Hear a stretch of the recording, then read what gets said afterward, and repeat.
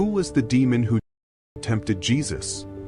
In the burning silence of the Judean desert, after 40 days and 40 nights of fasting, Jesus stood alone. His body was weak, but his spirit remained unshaken. That was when the tempter appeared. The Gospels call him by many names: the devil, Satan, the tempter. His oldest name means the adversary, the one who stands in opposition. He did not come with fire or monstrous form, but with calm words and careful logic. He knew the scriptures. He knew when to speak and how to twist meaning. First, he attacked the most basic human need. If you are the Son of God, turn these stones into bread. It was not only about hunger. It was an invitation to use divine power for personal gain, to abandon the purpose of sacrifice. Then he led Jesus to the highest point of the temple, the spiritual heart of Jerusalem. Throw yourself down, for it is written that the angels will catch you. Here, the demon quoted scripture but distorted it. He sought spectacle, not faith. Proof, not obedience. Finally, from a high mountain, he showed Jesus all the kingdoms of the world. All this I will give you, if you bow down and worship me. This was the temptation of power without the cross, a kingdom without suffering, authority without redemption. This demon was not chaotic or savage. He was an ancient, strategic intelligence. In early Jewish tradition, Satan was not always seen as an enemy of God, but as a heavenly accuser, a tester of human loyalty. Over time, this figure evolved into the embodiment of absolute evil. Jesus did not fight him with force, but with the word. He did not argue. He did not negotiate. He resisted. And when the demon withdrew, he was not destroyed forever, only defeated for a moment. Because temptation does not end in the desert. It begins there. In the next chapter, we will explore whether this battle was only spiritual or also deeply human and psychological.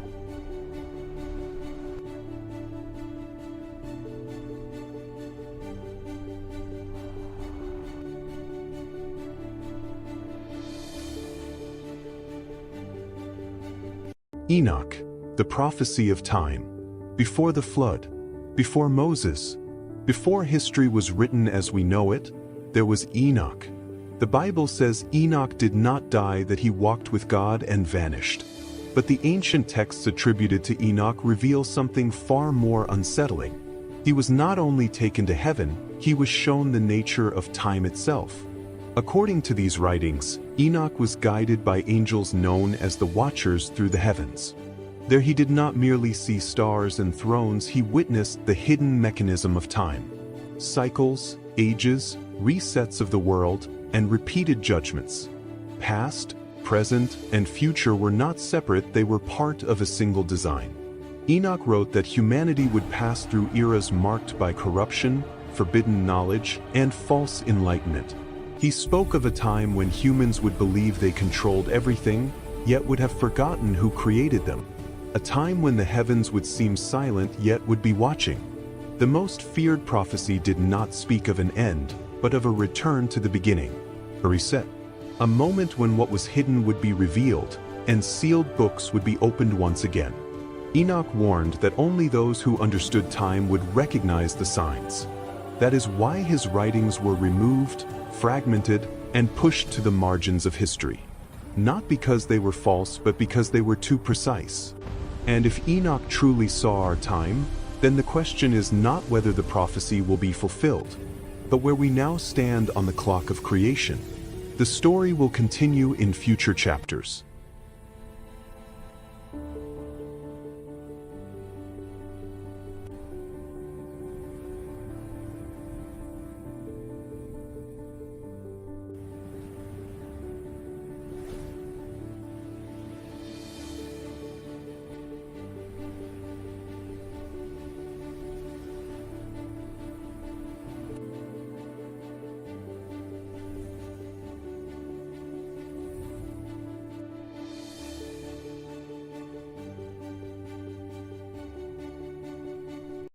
The Haggadah of the silence of the desert. The pages of the ancient Haggadah open once more, and the miniatures reveal a barren, unmarked landscape. Naked hills, cracked stones, and an unmoving sky surround a solitary figure walking slowly forward. No written words explain the silence. The image itself holds it. Jesus enters the desert. There are no crowds, no witnesses.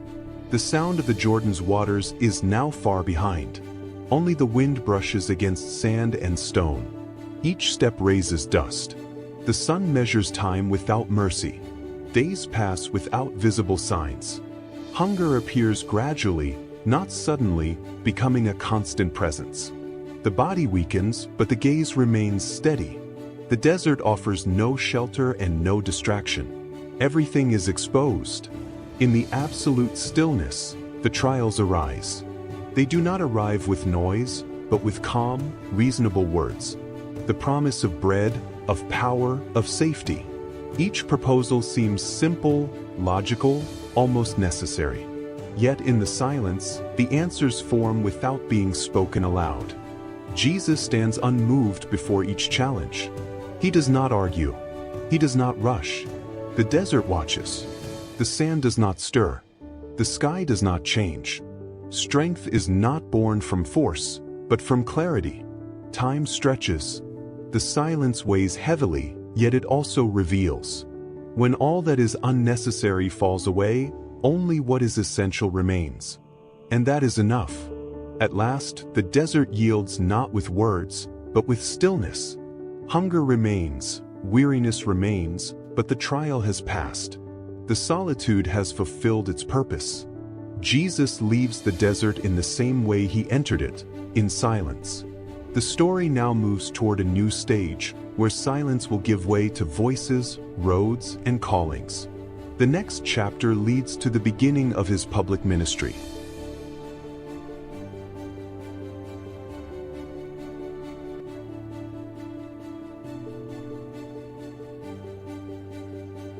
For centuries, one question has sparked faith, doubt, and debate. Did Jesus of Nazareth really exist? Beyond religion, history offers disturbingly clear answers. The earliest records do not come from the Bible, but from Roman historians.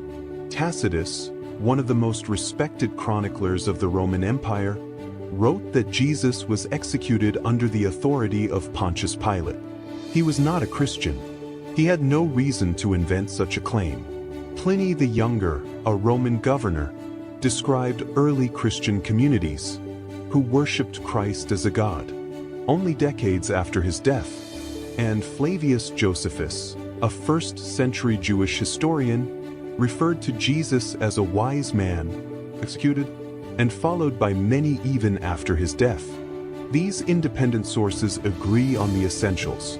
Jesus lived, he was crucified, and his impact was undeniable. Archaeology speaks as well. Roman inscriptions confirm the existence of Pontius Pilate. Physical evidence of first-century crucifixions shows that the method described in the Gospels was historically accurate. Even science enters the discussion. Modern textual analysis reveals that the Gospels were written too close to the events to be mere legends. Ancient manuscripts align with one another with remarkable consistency. But there is one argument that goes beyond documents. A carpenter with no army, no wealth, and no throne changed the calendar, reshaped morality, and altered the course of civilization. That is not the work of a simple myth. Jesus was not a legend born in darkness. He was a real man, in a real time, with real consequences. And perhaps that is why, 2,000 years later, his existence remains impossible to erase. The story will continue in future chapters.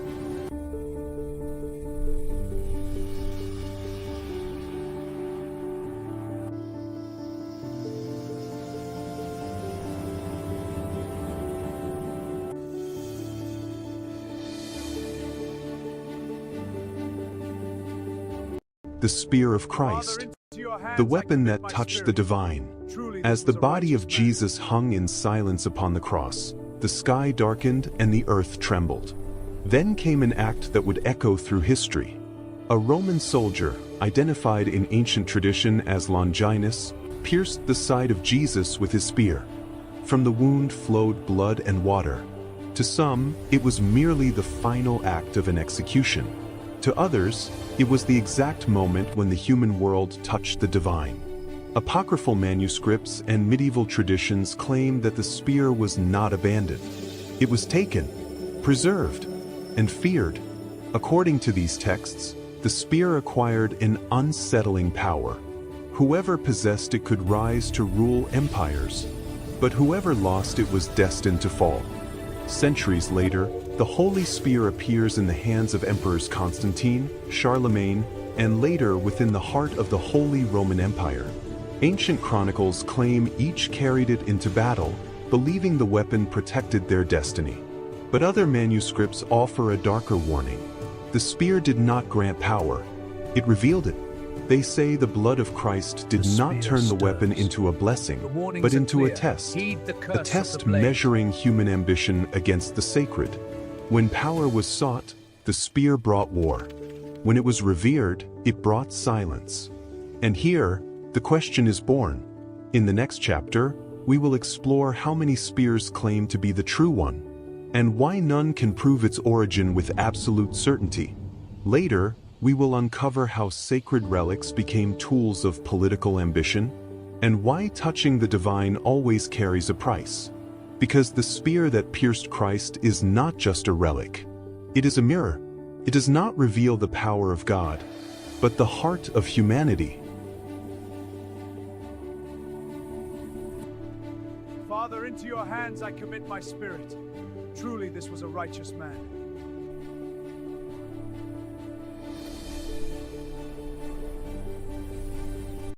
Long before the arrival of Columbus, there is a theory that challenges official history.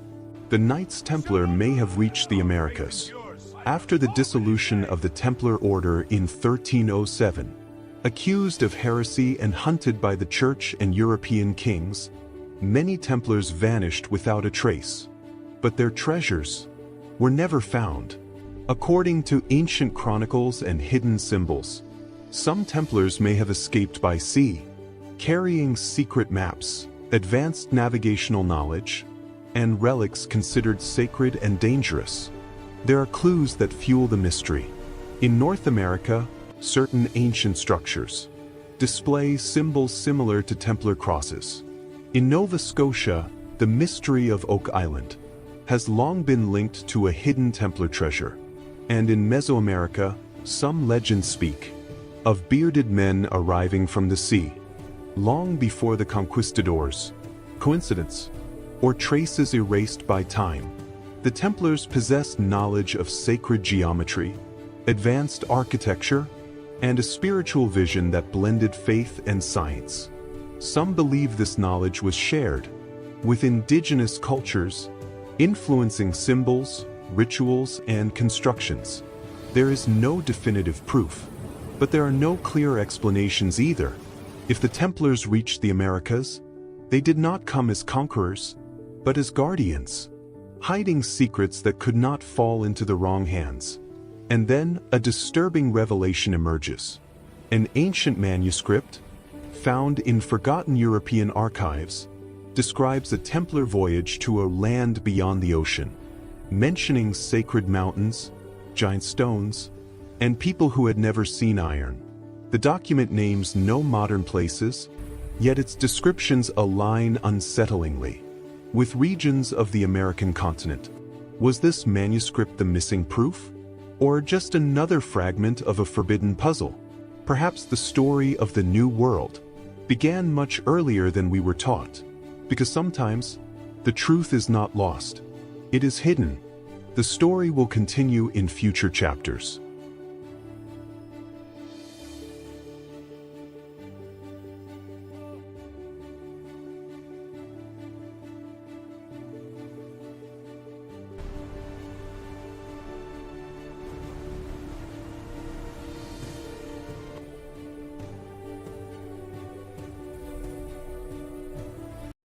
Marco Polo in America before Columbus. According to official history, Marco Polo never crossed the Atlantic Ocean. His journeys ended in Asia, and his name became forever linked to the Silk Road. But an ancient manuscript, dated to the late 13th century, suggests something impossible. Marco Polo may have reached America nearly 200 years before Columbus. The text, written in archaic Latin mixed with nautical symbols, describes a voyage beyond the Sea of Darkness. It speaks of unfamiliar ocean currents, stars positioned differently in the night sky, and vast green lands inhabited by peoples who did not use iron, yet mastered gold and maize. The traveler never names the continent. Instead, he calls it the Great Land of the West, where the sun dies and is reborn. He describes immense rivers, endless jungles, and cities built from stone and clay. Some passages align disturbingly well with what we now know of Mesoamerican and Andean civilizations. Why was this account never revealed? The manuscript hints that the knowledge was deliberately suppressed for political and economic reasons. To admit that Europe already knew of these lands would have rewritten the balance of power, faith, and conquest. At the end of the document, a marginal note written in a different hand delivers a warning. Not all journeys are meant to be remembered. Some must remain silent until the world is prepared. If this manuscript is authentic, the discovery of America was not an accident, it was a revelation delayed by centuries. The story will continue in future chapters.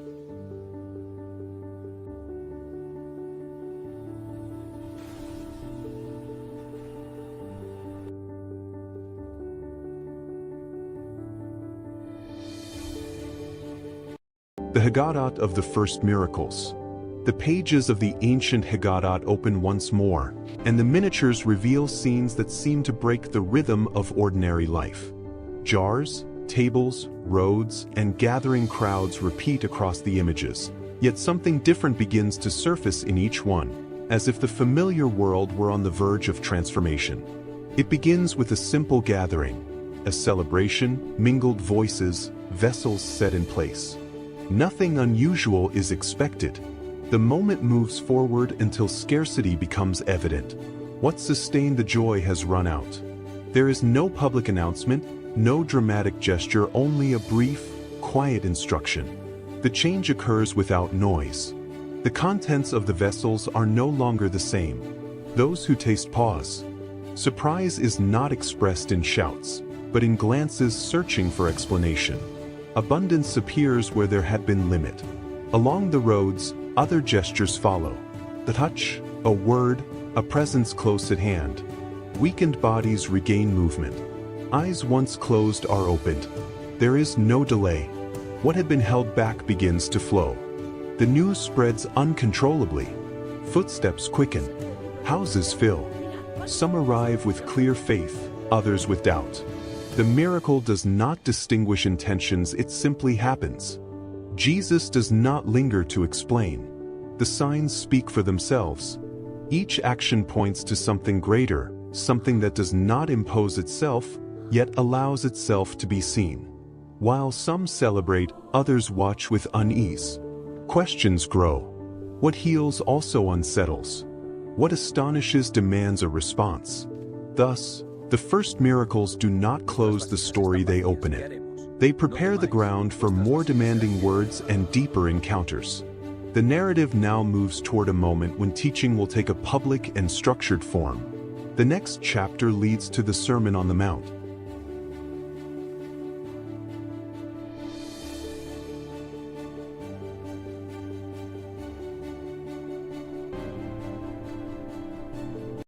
The Haggadah of the Nativity. The pages of the ancient Haggadah open once more, and the illustrations come alive. Within the illuminated miniatures, a long road winds through stone villages and open fields. Two figures move slowly beneath a vast sky, traveling from Nazareth toward Bethlehem. The journey is heavy with distance and uncertainty. Night approaches and the land grows quiet. Mary walks beside Joseph. Her steps are measured, her presence calm. The city ahead is crowded, its streets filled with travelers and voices. Doors close one after another.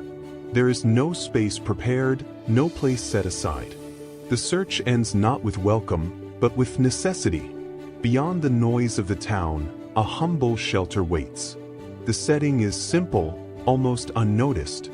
Straw covers the ground, and animals rest in silence. The moment arrives without ceremony, without witnesses of power or rank. And there, in the stillness of the night, the child is born.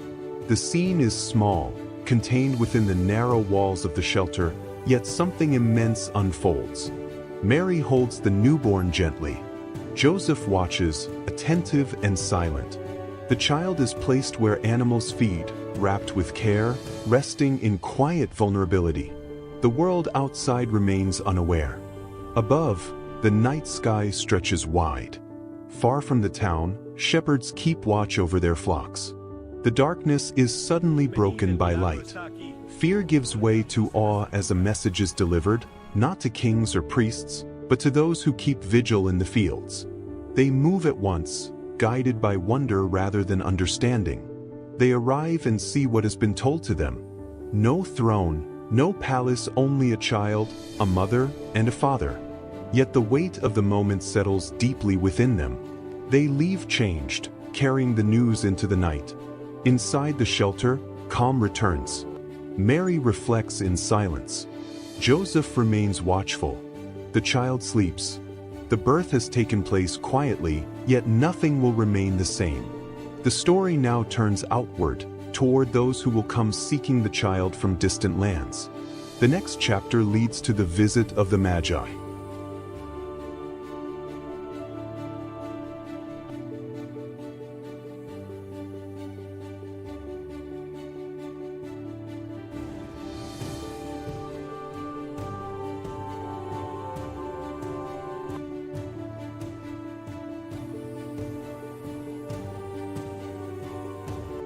The beginning of the public ministry. The pages of the ancient Haggadah open once again, and the miniatures reveal roads multiplying between villages, hills, and bodies of water. Figures move from place to place, and a calm presence begins to appear in each scene, always in motion. Jesus leaves the desert behind and returns to inhabited regions. Paths fill with footsteps. In the villages, people pause to listen. There is no prior announcement, no visible sign. Only words spoken quietly, as if they had always been there. He speaks in open spaces, beside the water, along dusty roads. His words do not seek to impose. They describe a kingdom that is near, accessible, already unfolding. Some listen attentively, others remain at a distance, watching without deciding. Soon, small groups begin to form. Fishermen, travelers, ordinary men and women. They come not by obligation, but by recognition. Something in the voice, in the gaze, keeps the movement going. On a shoreline, nets hang suspended in midair. Work stops without drama. A brief invitation is enough. Steps change direction. Lives reorganize around a new teaching. The crowds are not yet large, but the murmur spreads. From town to town, the news travels slowly. Some seek answers, others healing, others simply to listen. Jesus continues forward. He does not settle in one place.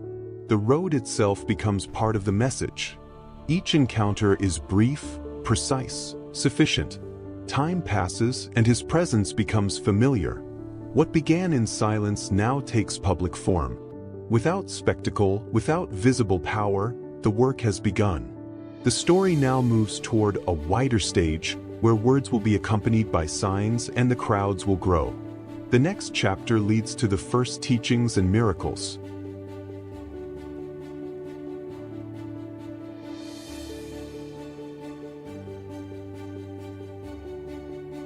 Venid a las aguas y sed purificados. Estamos listos, maestro. Yo os bautizo en el nombre del Padre.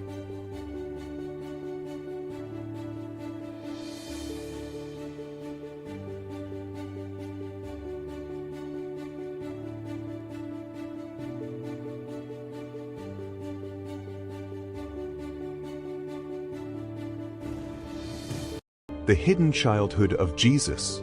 The pages of the ancient Haggadah open gently, revealing quiet miniatures far from crowds and long journeys. There are no kings or distant lands in these images, only small, almost unnoticed scenes where the story continues in silence. The day unfolds calmly in Nazareth.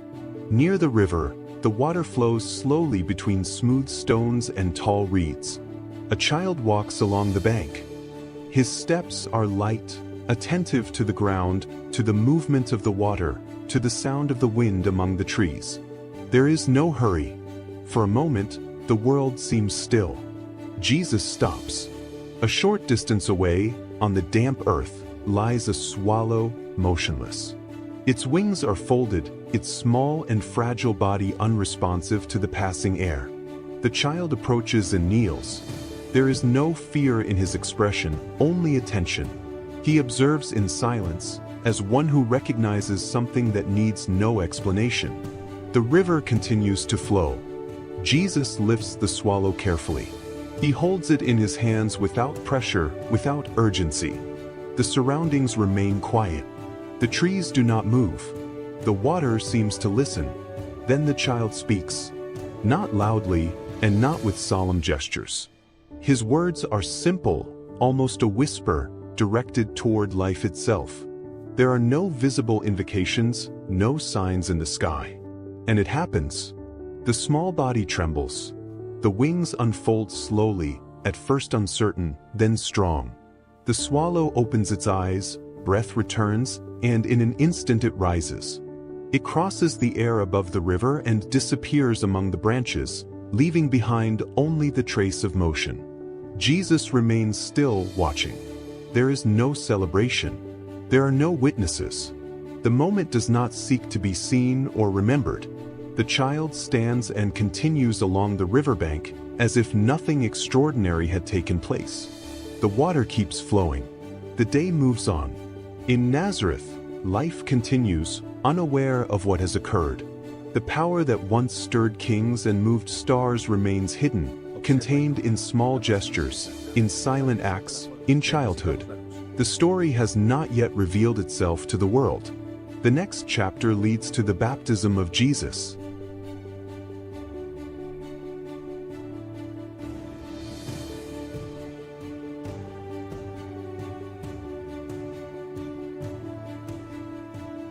The Haggadah of the Magi.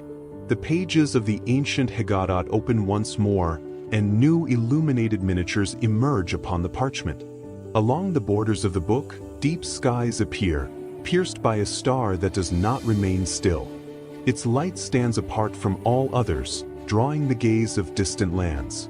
Within the illustrations, three figures move from separate horizons. They wear foreign garments, carry precious objects, and keep their eyes fixed on the heavens. They follow no known map or road. They follow a sign.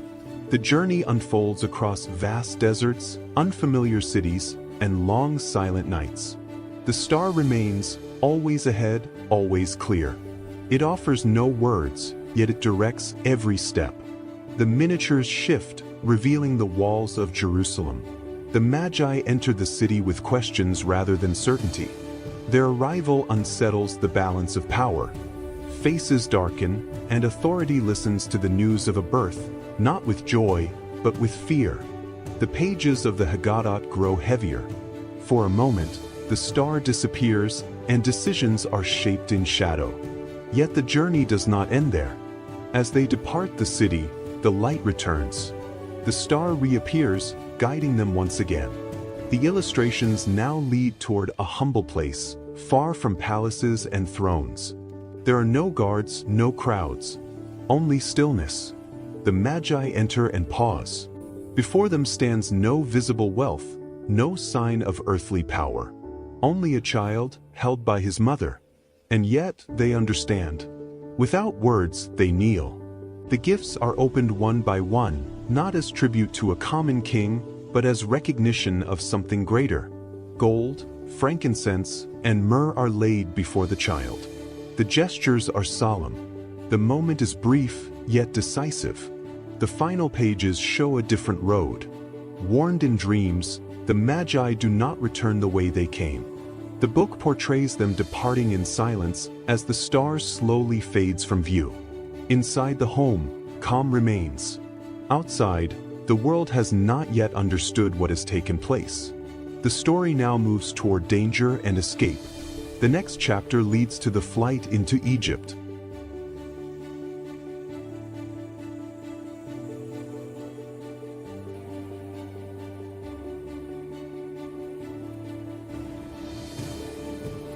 Meroe, capital of the Black Pharaohs.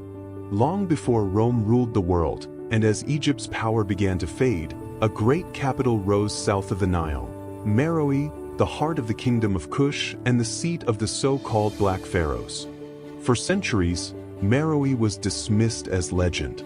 Then archaeological discoveries changed everything. Dozens of pyramids steeper and more numerous than those of Egypt, temples dedicated to African and Egyptian gods, royal palaces, iron smelting furnaces, and tombs carved with forgotten symbols emerged from the sands of Sudan. Ancient manuscripts, Greek, Roman, and Nubian, describe the rulers of Kush as powerful kings and queens, masters of astronomy, metallurgy, and sacred ritual. Meroe did not merely imitate Egypt, it challenged it. Kushite pharaohs once ruled Egypt itself, wearing the double crown and restoring ancient traditions along the Nile. One of Meroe's greatest enigmas is its script, Meroitic, a written language still not fully deciphered. Inscriptions on stele and temple walls speak of divine authority, warrior queens known as Kandakes, and a bond between royal power and the movements of the heavens. Excavations revealed something even more striking. Meroe was a center of knowledge. Solar alignments, star-related symbolism, and ceremonial layouts suggest the Black Pharaohs believed they were guardians of cosmic order, not just rulers of a kingdom. Why was Meroe erased from memory? Some Roman texts label it a threat. Others reduced it to silence. But the desert could not hide it forever. Today, Meroe stands revealed as what it always was, an advanced African civilization, powerful, independent, and central to ancient history. And according to a fragmented manuscript found near its pyramids, Meroe protected secrets that have yet to be revealed. The story will continue in future chapters.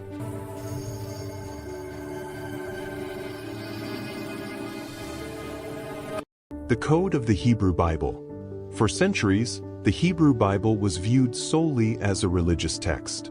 But in recent decades, researchers, archaeologists, and mathematicians began to notice something unsettling. The text did not only tell stories, it concealed patterns. This phenomenon became known as the Code of the Hebrew Bible. By analyzing the original ancient Hebrew text letter by letter, without spaces, some scholars identified mathematical sequences, structural repetitions, and statistical patterns that appeared too precise to be random. Names, events, and concepts seemed woven into the text itself, as if they had been intentionally encoded. From an archaeological perspective, the Dead Sea Scrolls confirmed a crucial fact. The Hebrew text had been transmitted with extraordinary accuracy for over 2,000 years. That precision made it possible for any internal structure, if one existed, to survive intact through time. This was not a flexible tradition of copying, it was almost mathematical. Some historians argue that the ancient scribes were not mere copyists, but guardians of knowledge. They understood sacred geometry, Hebrew numerology, and basic astronomy. To them, language did not simply describe reality, it organized it. Every letter carried a value, every word a weight, every line a purpose. Here is where political and religious occultism enters the discussion. Certain medieval manuscripts suggest that religious authorities and rulers were aware of these hidden structures and feared their interpretation. To reveal that the sacred text might contain cycles, warnings, or historical patterns could have challenged both spiritual authority and political control. Knowledge, once again, was restricted to the few. This was not magic in the modern sense, but an ancient worldview, the belief that the universe itself is written in code, and Scripture was a reflection of that invisible order. For mystical Jewish traditions, the text did not speak only of the past, but of all times at once. Modern science does not claim that the code predicts the future, yet it acknowledges something deeply puzzling.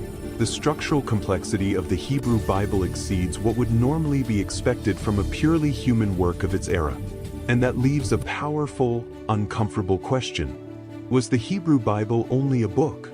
Or was it also a structured message, waiting for those able to read beyond the words? The story will continue in future chapters.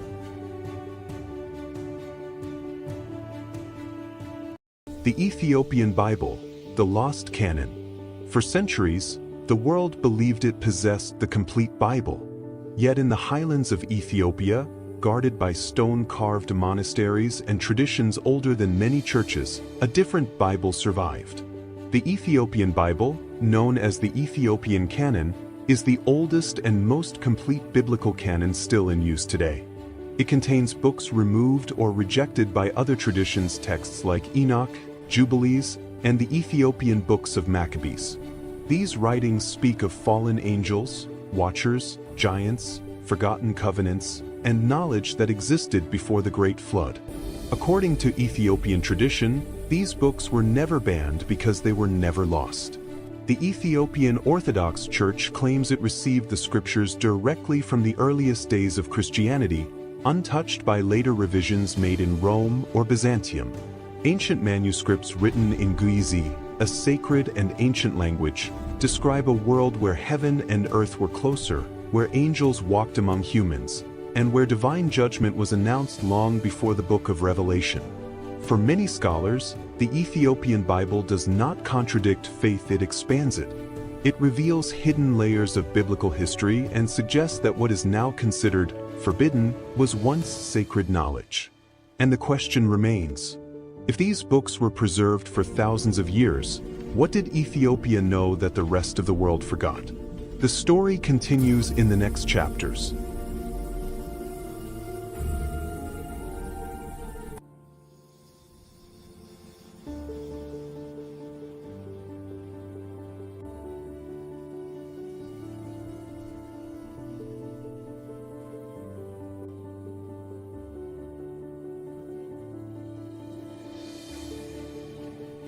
For centuries, a voice remained silent, buried beneath the sands of the Egyptian desert.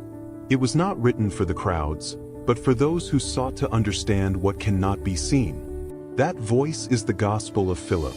Discovered in 1945 among the Nag Hammadi manuscripts, this Gnostic text does not recount miracles or familiar parables. Instead, it reveals a dangerous idea: salvation comes not through sacrifice, but through knowledge.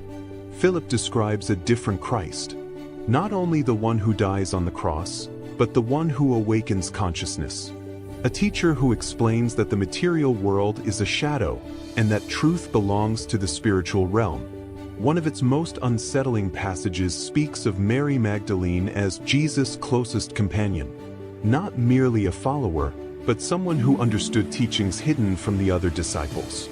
This idea planted fear and division within the early church, threatening authority and control. The Gospel speaks of secret rituals, true baptism, anointing, and the bridal chamber, symbols of the union between the human soul and the divine. For Philip, the greatest sin was not disobedience but ignorance. That is why this text was excluded, not because it denied Christ, but because it freed believers from fear. And this is only the beginning.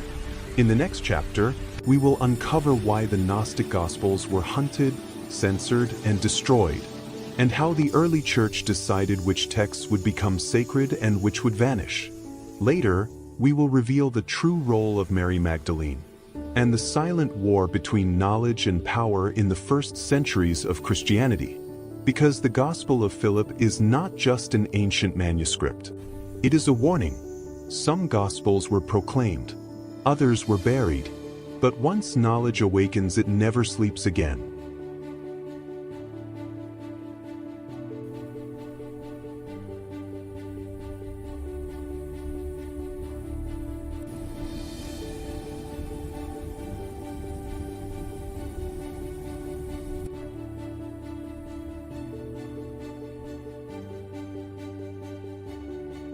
The Haggadah of Jesus Christ, the hidden codex of medieval Spain. In medieval Spain, where Jews, Christians, and Muslims lived side by side under the growing shadow of the Inquisition, a book circulated in silence. It was not a gospel. It was not a Bible. It was a Haggadah, illuminated and hidden. Its pages did not recount the life of Jesus as official history, but as teaching. Every image, every symbol, was a lesson for those who knew how to see. The Codex portrayed Jesus not as a king or a judge, but as a teacher of the inner path. In its miniatures, Jesus breaks bread not only to feed bodies, but to awaken consciences. The light around him does not descend from heaven, it rises from the human heart. The scribes who copied the Haggadah's secret monks and Jewish converts used the ancient language of symbolic narration. Short stories, visual parables, questions without answers. Because true teaching does not impose, it awakens. One illustration shows Jesus walking among 3 different peoples, rejecting none of them. Another depicts him washing the feet of his disciples, beneath an inscription that reads, "Whoever understands service, understands the kingdom." The Haggadah teaches that the true legacy of Jesus was not power, law, or the sword. It was conscious compassion, inner freedom, and responsibility of the soul. That is why it was hidden. In a time when faith was watched and thought was punished, this codex survived as many truths do. In fragments, in images, in whispers. And here, the search begins. In the next chapter, we will explore which symbols from the Haggadah of Jesus appear in real medieval Spanish manuscripts, and how some of its imagery may have influenced Christian art without leaving written traces. Because some books were not made to be read. They were made to be understood. The Haggadah of Jesus does not command. It does not threaten. It only reminds us who we are, and who we may become.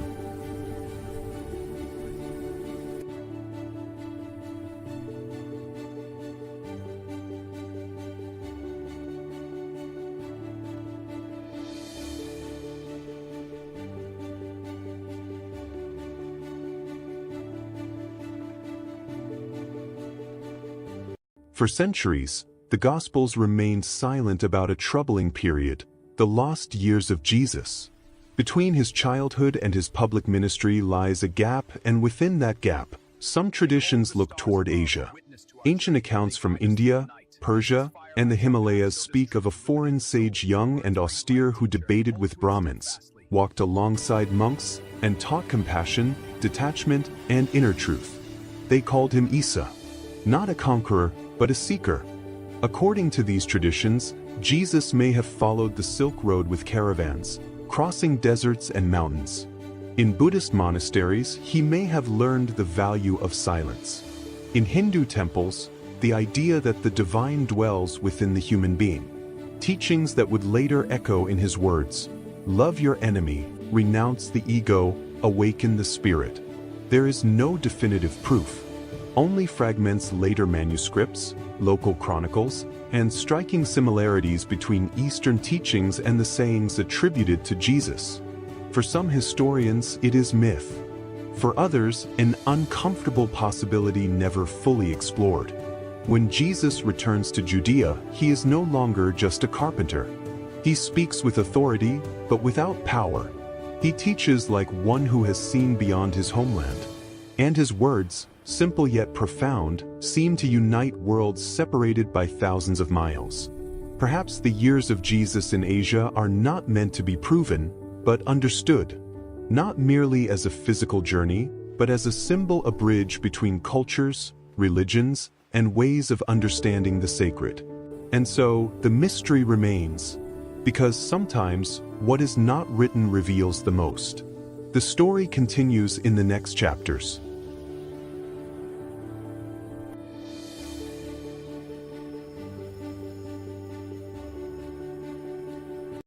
For nearly 16 centuries, an entire library remained silent, sealed inside a clay jar buried beneath the Egyptian sand. No prayers were spoken over it. No eyes read its words. 13 Coptic codices waited in darkness, untouched, until time itself made a mistake. The year is 1945. Near Nag Hammadi, local farmers dig into the earth searching for fertilizer. The strike of a hoe does not uncover gold or weapons, but something far more dangerous: words. Leather-bound books written in a forgotten language, opening with a disturbing line. These are the secret words that Jesus the Living One spoke. Thus re-emerge the Gospels that never entered the Bible. Texts once read by early Christian communities, copied by desert monks, and hidden when bishops declared anything outside official doctrine to be heresy. Some ordered these writings burned. Others chose to save them in silence. The codices pass from hand to hand. Peasants who fear jinns and curses, traders who tear out pages to sell, scholars who recognize their historical value almost too late. Eventually, they reach the Coptic Museum in Cairo, where trembling philologists encounter a radically different Jesus. Not a judge of the end times, but an inner teacher. A Jesus who does not promise salvation in the future, but knowledge in the present. Who speaks of remembering one's origin, of awakening, of a divine spark hidden within every human being. A Jesus who does not found a church, but calls for freedom of consciousness. The Nag Hammadi manuscripts do not destroy Christianity. They multiply it. They reveal that in the beginning there was not one faith, but many voices searching for meaning. And among them, one voice was silenced for centuries, until the sand itself decided to speak. The story continues in the next chapters.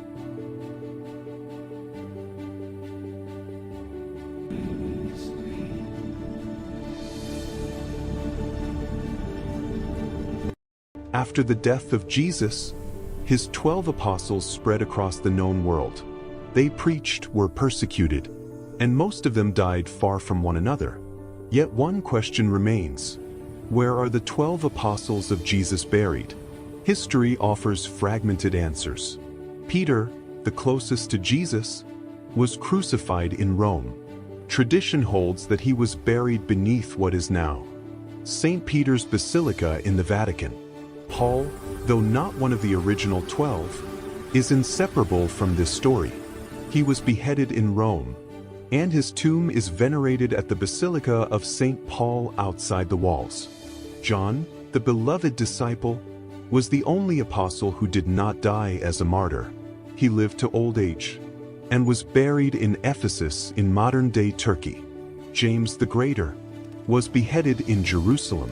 Centuries later, tradition claims his remains were taken to Spain, to Santiago de Compostela. Andrew, Peter's brother, was crucified in Greece. His relics are associated with Patras, though they were moved several times throughout history. Thomas, the apostle of doubt, carried the message as far as India. Eastern Christian tradition holds that he was buried in Mylapore. Philip is believed to have died in Hierapolis, Bartholomew in Armenia, Matthew in Ethiopia or Persia, and Simon the Zealot and Jude Thaddeus in regions of the Middle East. Of Matthias, who replaced Judas Iscariot, only ancient accounts and disputed tombs remain. And Judas himself? His burial is shrouded in mystery, caught between conflicting accounts and uncomfortable silence. Many of these burial sites are based on tradition, not definitive archaeological proof. Relics were moved, divided, venerated, and also questioned. Yet one truth stands firm: the apostles did not die as powerful men, but as witnesses to a faith they were willing to die for. Their tombs, real or symbolic, map the spread of early Christianity across the ancient world. From this hill, the story will continue in future chapters. A legacy of witnesses. Through centuries, the faith endures.